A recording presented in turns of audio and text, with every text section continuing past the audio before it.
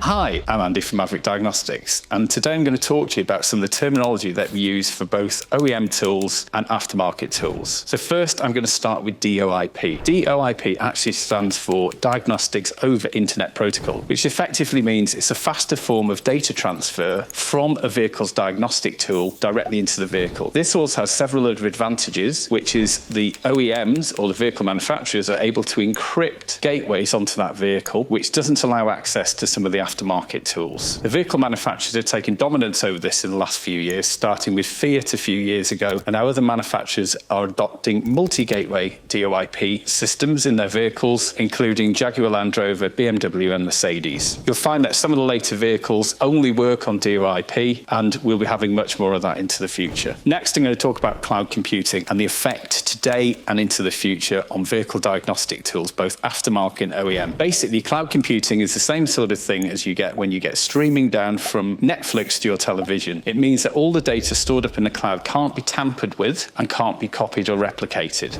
This makes it very safe and secure. So for example, on a Tesla these days, and a lot of BMWs and a lot of Jaguar Land Rovers, you're able to update small sections of vehicle over air using just a 4G connection or 5G connection in the vehicle. In the future, what this means is very little data will be stored on the OEM tool's laptop. They can alter and adjust any software that they feel needs repairing. So this really precludes aftermarket tools. So by the time they've reverse engineered an aftermarket tool to work with a vehicle, it's going to be out of date. The information that's contained within the tool often is incorrect for programming and adjustments. So basically, cloud computing is here to stay because it's safe and secure for the OEM, but it's not such good news for the aftermarket tool manufacturer. So what is remote updating? This is happening quite a lot these days. Minor fixes and bug fixes on vehicles are being carried out over air. Now, this does raise a number of security concerns. There's currently an EU cybersecurity legislation called R155 and R156, which means that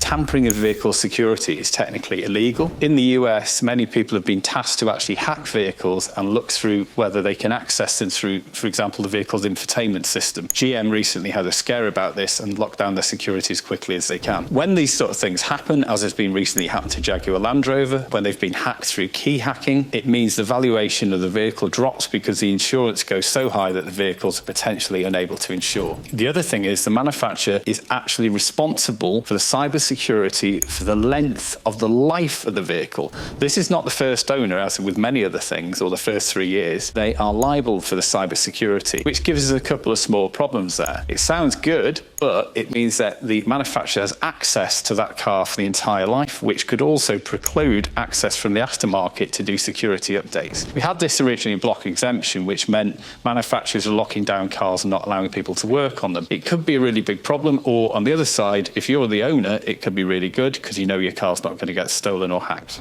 So now I'm going to talk about big data. What is big data and what is the relevance of big data? Big data is effectively capturing a lot of data and using that data to manipulate things, to sell you things, to put into AIs to predict models and patterns for the future. Big data is a word that you hear bandied about a lot in connection with AI. What this means with vehicle manufacturers is capturing as much data as they can from that vehicle and molding not only the vehicles of the future, but the customer of the future and what they're going to have in that vehicle. So the big example of big data is things like the Google algorithm, or when a speaker is listening to you and suddenly you've been talking about a pair of socks and it tries to sell you socks the next day. So big data is a huge subject, but as far as we're concerned with diagnostics, what it's actually trying to do is predict breakages on vehicles, but not only that, to come as a teaching aid to help people learn all about vehicles and their predicted failures in the future. The example I give you of that really from a vehicle manufacturer point of view is soon you're going to have a message pop up on the dashboard of your car saying, drive me to the nearest service centre. The service centre is such and such. I'm going to make a call and book your car in because we think one of your injectors is going to fail. So this is all going to become a big data and AI acquisition in future. This could be a really negative thing for the smaller independent workshop because they will need access to those services and data. Some of the access to those services and data is already available. For example, BMW will actually connect you to their BMW Connected Workshop solution if you register with them, but they don't advertise that and not many people actually know you can do that. So in the future, you need to be really aware of all these changes that are happening with the OEs, because quite simply, by using software, by using big data, they're going to put the smaller workshop out of business. So what are the challenges facing the independent workshop today? Well, there's a lot. The first thing is, speaking in 2024 in the UK, our biggest single challenge is getting technicians to work in the industry, them understanding the technology. I recently spoke to a couple of technicians who have moved to the aerospace sector and are working locally to us, drilling holes in wings, because simply they're being paid more money to do that than they were as a vehicle technician. People are not investing in training, they're not investing in OEM tools, and they're not investing in the data systems that they need to do that. They're not embracing technologies such as ADAS, they're not embracing such technologies as the cloud-based systems I spoke about earlier, or learning about them, and they're particularly not embracing EVs. EVs, love them or hate them, are absolutely here to stay. A recent study's predicted that 80% of vehicles sold last year in the UK in 2023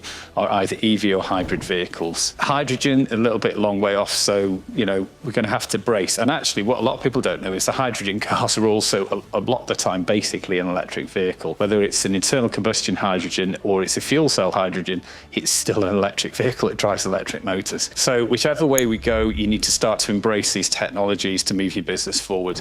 The ones who are embracing the technologies are doing very, very well at the moment. The ones who are relying on the older vehicles and their older customers coming in, I'm afraid, guys, you need to get with the program. The exciting thing about this is, if you embrace it, there's a lot of training facilities. I set up one myself, the Automotive Training Academy, to try and embrace this. We do online training, we do OEM training programs, we do electric vehicle training programs up to level 4, and we do bespoke training such as Tesla Model 3 training. Please like and subscribe and check out our blog, Diagnostic Terms Explained, or have a look at the many other blogs on our website, www.maverickdiagnostics.com.